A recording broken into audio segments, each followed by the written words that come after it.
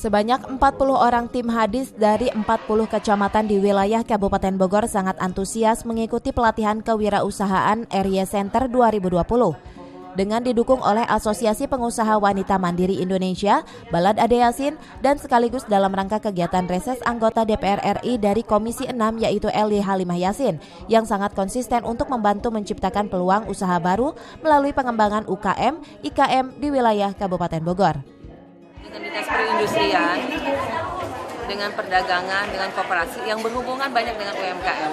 Di setiap kementerian itu ada ruang untuk UMKM, tapi selama ini ruang itu tidak terlalu banyak, gitu. Masih banyak kekurangan. Contohnya di Standarisasi Nasional Indonesia, itu yang mendapatkan bantuan untuk UMKM itu hanya 366 se-Indonesia. Sementara Kabupaten Bogor saja sudah punya 23.000. Jadi memang banyak masukan-masukan dari saya. Ya untuk diberikan ruang yang agak luas lah untuk para UMKM dari setiap kementerian. Sementara itu, Direktur Eksekutif Area Center Zainal Safruddin mengatakan para peserta diberikan pelatihan ini selama 240 jam plus praktik kewirausahaan. Dan bagi yang lulus pelatihan nantinya akan diberikan dana hibah sebesar 8 juta rupiah per orang. Kita akan kembali ke rumah masing-masing untuk menjadi wira swasta.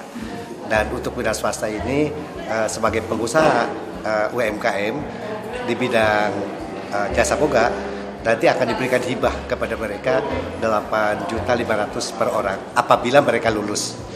Per orang. Apabila mereka lulus. Nah, mudah-mudahan saja mereka dengan modal itu menjadi wira swasta di Kabupaten Bogor yang berkembang dengan baik, sehingga nanti ada kuliner khusus dari masing-masing daerah, dan ini akan membantu program Bupati Bogor Maju.